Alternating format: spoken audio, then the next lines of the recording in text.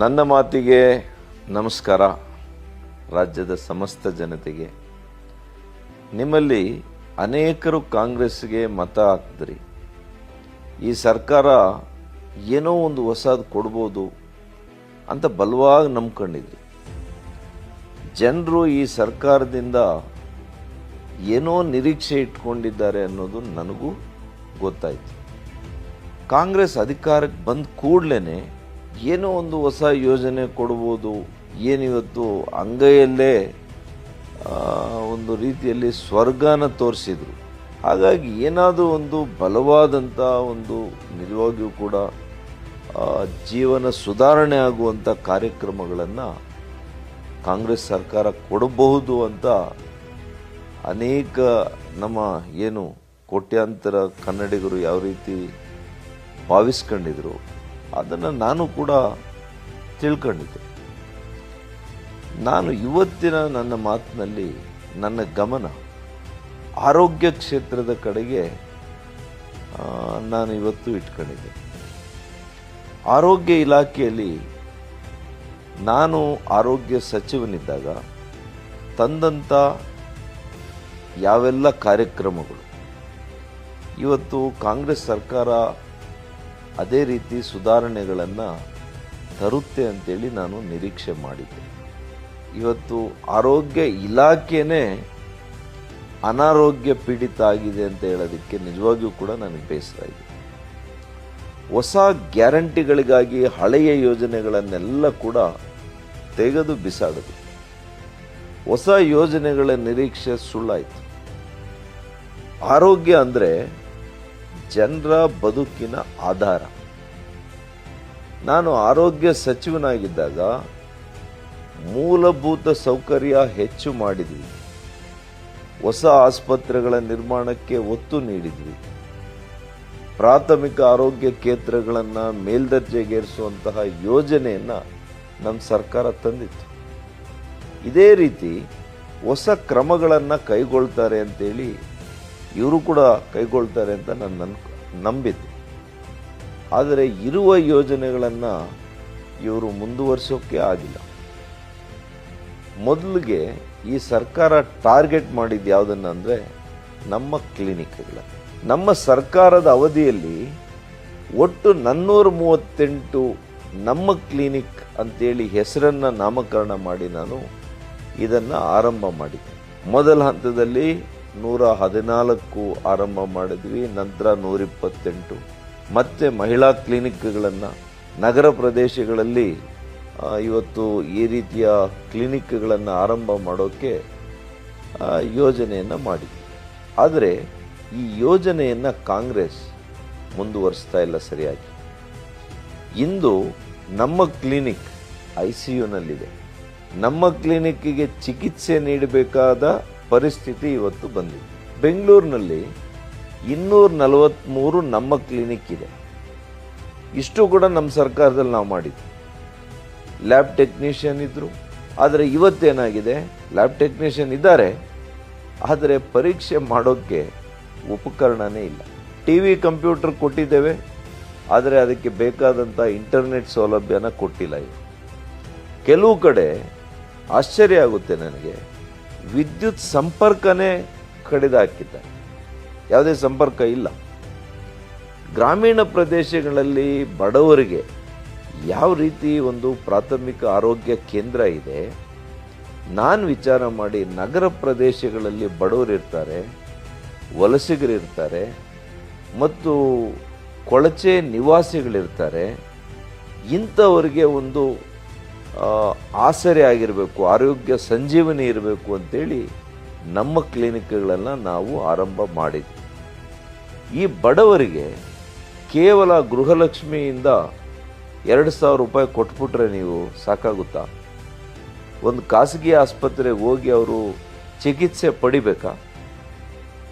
ನಮ್ಮ ಕ್ಲಿನಿಕ್ನಲ್ಲಿ ರಕ್ತದೊತ್ತಡ ಇರ್ಬೋದು, ಮಧುಮೇಹ ಇರ್ಬೋದು, ಅನೇಕ ರೋಗಗಳ ತಪಾಸಣೆ ಮಾಡುವಂಥ ವ್ಯವಸ್ಥೆ ಮಾಡಿತು.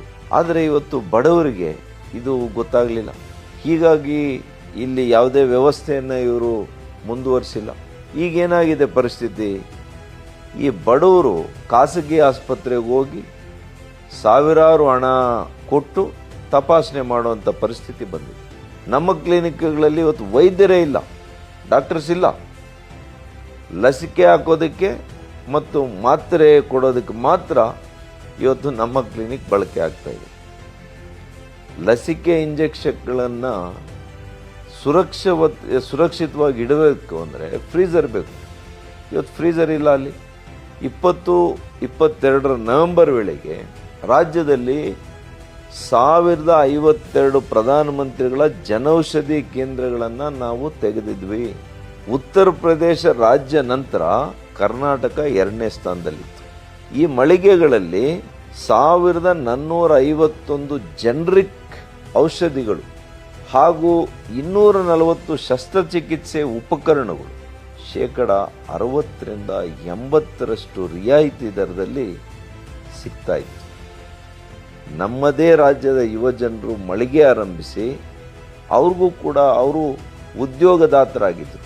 ಆದರೆ ಕಾಂಗ್ರೆಸ್ ಸರ್ಕಾರ ಬಂದ ಮೇಲೆ ಕೇವಲ ರಾಜಕೀಯ ಕಾರಣದಿಂದ ಸರ್ಕಾರಿ ಆಸ್ಪತ್ರೆಗಳ ಆವರಣದಲ್ಲಿದ್ದಂಥ ಜನೌಷಧಿ ಮಳಿಗೆಗಳನ್ನು ಮುಚ್ಚಿಸೋಕೆ ಆದೇಶ ಹೊರಡಿಸಿದೆ.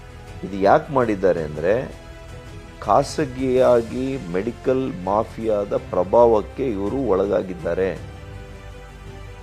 ಜನೌಷಧಿ ಕೇಂದ್ರ ಮುಚ್ಚುವಂತೆ ಕಾಂಗ್ರೆಸ್ ಸರ್ಕಾರ ಹೊರಡಿಸಿದ್ದ ಆದೇಶನ ಇವತ್ತಿನ ನಮ್ಮ ಘನವೆತ್ತ ಹೈಕೋರ್ಟ್ ರದ್ದು ಮಾಡಿದೆ. ಇದರಿಂದ ಏನಾಗಿದೆ? ಕಾಂಗ್ರೆಸ್ ಸರ್ಕಾರಕ್ಕೆ ಮುಖಭಂಗವಾಗಿದೆ.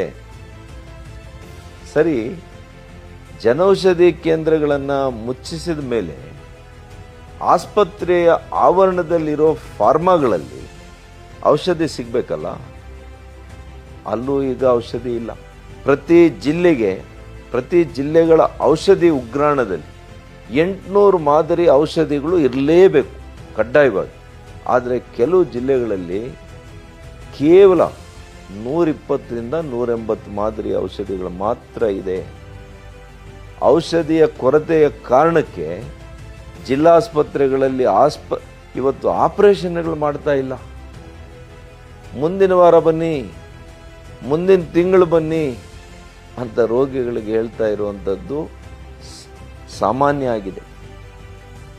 ಇದು ನಾಚಿಕೆಗೇಡಿನ ಸಂಗತಿ ಅಲ್ವಾ? ಸರ್ಕಾರಿ ಆಸ್ಪತ್ರೆಗಳಲ್ಲಿ ವೈದ್ಯರು ಔಷಧಿಗೆ ಚೀಟಿ ಬರೆದು ಕೊಡ್ತಾ ಇದ್ದಾರೆ. ಅದನ್ನು ತಗೊಂಡು ರೋಗಿಗಳು ಹೊರಗಡೆ ಹೋಗಿ ಖಾಸಗಿ ಮೆಡಿಕಲ್ ಶಾಪ್ಗಳಲ್ಲಿ ಹೆಚ್ಚು ಹಣ ಕೊಟ್ಟು ಔಷಧಿ ತೆಗೆದುಕೊಳ್ಳುವಂಥ ಪರಿಸ್ಥಿತಿ ಬಂದಿದೆ. ಇಷ್ಟೆಲ್ಲ ಆದಮೇಲೆ ಕಾಂಗ್ರೆಸ್ ಸರ್ಕಾರ ಮೊರೆ ಹೋಗಿರೋದು ಕೇಂದ್ರ ಸರ್ಕಾರದ ಆಯುಷ್ಮಾನ್ ಭಾರತ್ ಯೋಜನೆಗೆ. ಈ ಯೋಜನೆ ಹಣದಲ್ಲಿ ಔಷಧಿಯನ್ನು ಖರೀದಿ ಮಾಡೋದಕ್ಕೆ ಪ್ರಯತ್ನ ನಡೀತಾ ಇದೆ. ಕರ್ನಾಟಕ ಸರ್ಕಾರ ವೈದ್ಯಾಧಿಕಾರಿಗಳ ಸಂಘದಿಂದ ಅನಿರ್ದಿಷ್ಟಾವಧಿ ಮುಷ್ಕರ ನಡೆಸೋದಕ್ಕೆ ಅವರು ತೀರ್ಮಾನ ಮಾಡಿಕೊಂಡಿದ್ದಾರೆ. ಈ ಸಂಘದವರು ಸರ್ಕಾರಕ್ಕೆ ಈ ಬಗ್ಗೆ ಇತ್ತೀಚೆಗೆ ನಾನು ನೋಡಿದೆ, ಪತ್ರ ಬರೆದಿದ್ದಾರೆ. ಈ ಪತ್ರದಲ್ಲಿ ಔಷಧಿ ಕುರಿತು ಇರುವ ಸಮಸ್ಯೆ ಬಗ್ಗೆ ಕೂಡ ಹೇಳ್ಕೊಂಡಿದ್ದಾರೆ. ಆಯುಷ್ಮಾನ್ ಭಾರತ್ ಆರೋಗ್ಯ ಕರ್ನಾಟಕ ಯೋಜನೆ ಹಣದಲ್ಲಿ ತಾತ್ಕಾಲಿಕವಾಗಿ ಔಷಧಿನ ಖರೀದಿ ಮಾಡಬಹುದು. ಆದರೆ ನಿರಂತರವಾಗಿ ಅದೇ ಹಣದಲ್ಲಿ ಔಷಧಿ ಖರೀದಿ ಮಾಡೋಕ್ಕಾಗಲ್ಲ. ಇದನ್ನು ಸಂಘದವರು ಈ ಪತ್ರದಲ್ಲಿ ಸ್ಪಷ್ಟವಾಗಿ ತಿಳಿಸಿದ್ದಾರೆ. ಔಷಧಿ ಸರಬರಾಜು ಆಗ್ತಾ ಇಲ್ಲ. ಇದರಿಂದ ವೈದ್ಯರು ಹಾಗೂ ರೋಗಿಗಳ ನಡುವೆ ಅವ್ರ ಮಧ್ಯೆ ಘರ್ಷಣೆ ಆಗ್ತಾ ಇದೆ, ಜಗಳ ಆಗ್ತಾ ಇದೆ, ರೋಗಿಗಳಿಗೆ ಚಿಕಿತ್ಸೆ ಕೊಡೋಕ್ಕೆ ಕಷ್ಟ ಆಗ್ತಾ ಇದೆ. ಇದನ್ನು ಕೂಡ ವೈದ್ಯರು ಅವರ ಕಷ್ಟಗಳನ್ನು ಪತ್ರದಲ್ಲಿ ಹೇಳ್ಕೊಂಡಿದ್ದಾರೆ. ಅಂದರೆ ಕಾಂಗ್ರೆಸ್ ಸರ್ಕಾರ ಇದೇ ಹಣದಲ್ಲಿ ಔಷಧಿ ಖರೀದಿ ಮಾಡಿ ಅಂತ ಸರ್ಕಾರಿ ವೈದ್ಯಾಧಿಕಾರಿಗಳ ಮೇಲೆ ಒತ್ತಡ ಹಾಕ್ತಾ ಇದೆ. ಇದು ನಿಜವಾಗಿಯೂ ಕೂಡ ಇದು ದೊಡ್ಡ ದುರಂತ. ರಾಜ್ಯದ ಸರ್ಕಾರಿ ಆಸ್ಪತ್ರೆಗಳಲ್ಲಿ ಉಚಿತವಾಗಿ CT ಮತ್ತು MRI ಸ್ಕ್ಯಾನಿಂಗ್ ಸೇವೆ ಇದೆ. ಇದನ್ನು ಬಳಸ್ಕೊಳ್ಳೋರು ಯಾರು? ಕಡು ಬಡವರು. ಕ್ರಸ್ನಾ ಅಂತೇಳಿ ಡಯಾಗ್ನೋಸ್ಟಿಕ್ ಲಿಮಿಟೆಡ್ ಅನ್ನೋ ಸಂಸ್ಥೆಗೆ ಇದರ ನಿರ್ವಹಣೆಯನ್ನು ನೀಡಿದ್ದಾರೆ ಔಟ್ಸೋರ್ಸಲ್ಲಿ. ಆದರೆ ಆರೋಗ್ಯ ಇಲಾಖೆಯಿಂದ ಅವರಿಗೆ ಬಿಲ್ ಎಷ್ಟು ಬಾಕಿ ಇದೆ? 140 ಕೋಟಿ ರೂಪಾಯಿ ಬಾಕಿ ಇಟ್ಕೊಂಡಿದ್ದಾರೆ.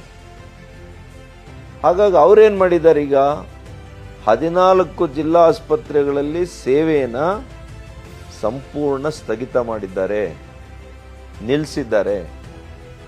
ಬಡವರಿಗೆ ಏನು ಮಾಡಬೇಕು? MRI CT ಸ್ಕ್ಯಾನ್ ಬೇಕು ಅಂದರೆ ಅವರು ಹೊರಗಡೆ ಹೋಗಿ ಖಾಸಗಿ ಕೇಂದ್ರಗಳಲ್ಲಿ ತಪಾಸಣೆ ಮಾಡಿಸ್ಕೊಳ್ಬೇಕು. ಸಾವಿರಾರು ರೂಪಾಯಿ ಅದಕ್ಕೆ ವ್ಯಯ ಮಾಡಬೇಕು. ಇದು ನಿಜಕ್ಕೂ ಕೂಡ ನಿಜವಾಗಿಯೂ ಶೋಚನೀಯ ಅಂತ ನಾನು ಹೇಳಬೇಕಾಗ್ತದೆ. ಬಂಧುಗಳೇ, ನಾನು ಸಚಿವನಾಗಿದ್ದಾಗ ಒಟ್ಟು 1763 ವೈದ್ಯರನ್ನು ಹಾಗೂ ಸಾಮಾನ್ಯ ಕರ್ತವ್ಯ ಅಧಿಕಾರಿಗಳನ್ನು ನೇಮಕ ಮಾಡಿದೆ. ಅದೊಂದು ಐತಿಹಾಸಿಕ ತೀರ್ಮಾನ ನೋಡಿ. ಅದರಲ್ಲಿ 715 ಜನ ತಜ್ಞರು, 75 ಜನ ಜನರಲ್ ಮೆಡಿಸಿನ್, 57 ವೈದ್ಯರು ಜನರಲ್ ಸರ್ಜನ್ಸ್, 145 ಗೈನಕಾಲಜಿಸ್ಟ್, 40 ENT, 35 ಚರ್ಮರೋಗ ತಜ್ಞರು, 142 ಜನ ಅರವಳಿಕೆ ತಜ್ಞರು, 153 ಮಕ್ಕಳ ತಜ್ಞರು, 17 ಜನ ರೇಡಿಯಾಲಜಿಸ್ಟ್. ಇದರ ಜೊತೆಗೆ MBBS ಮಾಡಿರ್ತಕ್ಕಂಥ 1048 ಸಾಮಾನ್ಯ ಕರ್ತವ್ಯ ವೈದ್ಯಾಧಿಕಾರಿಗಳನ್ನು ನೇಮಕ ಮಾಡಿದ್ವಿ. ರೆಕಾರ್ಡ್ ಟೈಮಲ್ಲಿ ನೇಮಕ ಮಾಡಿದ್ವಿ. ಎಂಥ ಪರಿಸ್ಥಿತಿ! ಕೋವಿಡ್ ಇದ್ದಾಗಲೂ ಕೂಡ ಇಂಥ ಒಂದು ಹೆಜ್ಜೆಯನ್ನು ನಾವಿಟ್ವಿ. ಕೋವಿಡ್ ಅನ್ನುವಂಥ ಮಹಾಮಾರಿ ಇದ್ದರೂ ಕೂಡ ಆಸ್ಪತ್ರೆಗಳ ಮೂಲ ಸೌಕರ್ಯವನ್ನು ಹೆಚ್ಚಿಗೆ ಮಾಡಿ ವೈದ್ಯರನ್ನು ಕೂಡ ನೇಮಕ ಮಾಡಿದ್ವಿ. ಆದರೆ ಈಗ ಯಾವ ಇಲಾಖೆಯಲ್ಲೂ ನಡೀತಾ ಇಲ್ಲ, ಆರೋಗ್ಯ ಇಲಾಖೆಯಲ್ಲಂತೂ ಖಂಡಿತ ನಡೀತಾ ಇಲ್ಲ ನೇಮಕ. ಈಗೇನಾದರೂ ಕೋವಿಡ್ನಂತಹ ಸನ್ನಿವೇಶ ಬಂದಿದ್ರೆ ಜನರ ಭವಿಷ್ಯ ಏನಾಗಿರೋದು, ಜನರ ಬದುಕು ಏನಾಗಿರೋದು? ಬಹುಶಃ ಈಗಿರ್ತಕ್ಕಂಥವರೆಲ್ಲರೂ ಕೂಡ ರಾಜೀನಾಮೆ ನೀಡಿ ಮನೆಗೆ ಹೋಗ್ತಾ ಇದ್ರು ಅಂತ ನನಗನ್ಸುತ್ತೆ. ನೇಮಕಾತಿ ಬಿಡಿ, ವೈದ್ಯರಿಗೆ ಸಂಬಳ ಕೂಡ ಕೊಡ್ತಾ ಇಲ್ಲ ಅಂತೇಳಿ ನನಗೆ ಸುದ್ದಿ ಇದೆ. ಯಾವುದೇ ರಾಜ್ಯದ ಆರೋಗ್ಯದ ಮಾನದಂಡ ಅಳಿಬೇಕು ಅಂದರೆ ಆ ರಾಜ್ಯದ ತಾಯಿ ಮತ್ತು ಶಿಶು ಮರಣವನ್ನು ನೋಡಿದ್ರೆ ಸಾಕು. 2022 ಜನವರಿಯಲ್ಲಿ ತಾಯಿ ಶಿಶು ಮರಣದ ಶೇಕಡ ಎಷ್ಟಾಗಿತ್ತು? 83 ಇತ್ತು ಮುಂಚೆ. 83ರಿಂದ ಶೇಕಡ 69ಕ್ಕೆ ಇಳಿಸಿದೆ. NFHS 5 ವರದಿ ಪ್ರಕಾರ ಜನನದ ಸಮಯದಲ್ಲಿ ಲಿಂಗಾನುಪಾತ ಅಂದರೆ 910ರಿಂದ 978ಕ್ಕೆ ಏರಿತ್ತು. ಶಿಶು ಮರಣ ಬಂದು ಶೇಕಡಾವಾರು 21ರಿಂದ 19ಕ್ಕೆ ಇಳಿದಿತ್ತು. ನವಜಾತ ಶಿಶುಗಳ ಮರಣ ಅದು ಕೂಡ 16ರಿಂದ 17ಕ್ಕೆ ಕಡಿಮೆ ಆಗಿತ್ತು.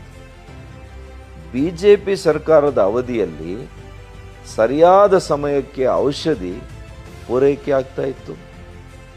ಕೋವಿಡ್ ಇದ್ದಾಗ ಕೂಡ ಔಷಧಿಯನ್ನು ಪೂರೈಕೆ ಮಾಡಿದ್ವಿ.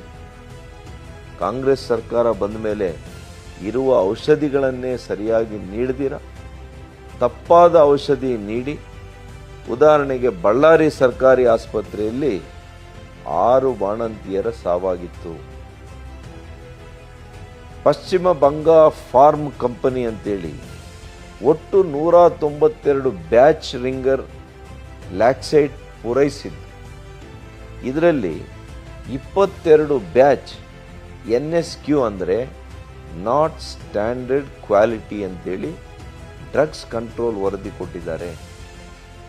ಬಳ್ಳಾರಿ ಮಾತ್ರ ಅಲ್ಲ ಸ್ನೇಹಿತರೆ, ಅನೇಕ ಸರ್ಕಾರಿ ಆಸ್ಪತ್ರೆಗಳಲ್ಲಿ ಇವತ್ತು ಕಳಪೆ ಔಷಧದಿಂದ ಬಾಣಂತಿಯರು ಸತ್ತಿದ್ದಾರೆ. ಕಾಂಗ್ರೆಸ್ ಸರ್ಕಾರ ಕಳಪೆ ಔಷಧಿಗಳನ್ನು ಪೂರೈಕೆ ಮಾಡ್ತಾ ಇದೆ. ಇನ್ನು ಹೆಚ್ಚುವರಿ ಔಷಧಿಗಳ ಪೂರೈಕೆ ಬಗ್ಗೆ ನಿರೀಕ್ಷೆನೆ ಬೇಡ. ಇಷ್ಟೇ ಅಲ್ಲ, ರಾಷ್ಟ್ರೀಯ ಆರೋಗ್ಯ ಅಭಿಯಾನದಡಿ ಗುತ್ತಿಗೆ ಆಧಾರದಲ್ಲಿ ಕೆಲಸ ಮಾಡ್ತಾ ಇರತಕ್ಕಂಥ 30,000 ನರ್ಸ್ಗಳಿಗೆ ಪಾಪ ಅವರಿಗೆ 3 ರಿಂದ 4 ತಿಂಗಳಿಂದ ಸಂಬಳನೇ ಕೊಟ್ಟಿಲ್ಲ.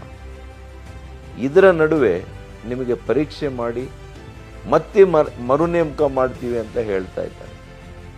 ಇದರಿಂದ ನರ್ಸ್ಗಳಿಗೆ ಕೆಲಸ ಕಳೆದುಕೊಳ್ಳುವಂಥ ಅವರಿಗೆ ಭಯಭೀತವಾದಂಥ ಒಂದು ವಾತಾವರಣ, ಆತಂಕ ಕವಿದೆ.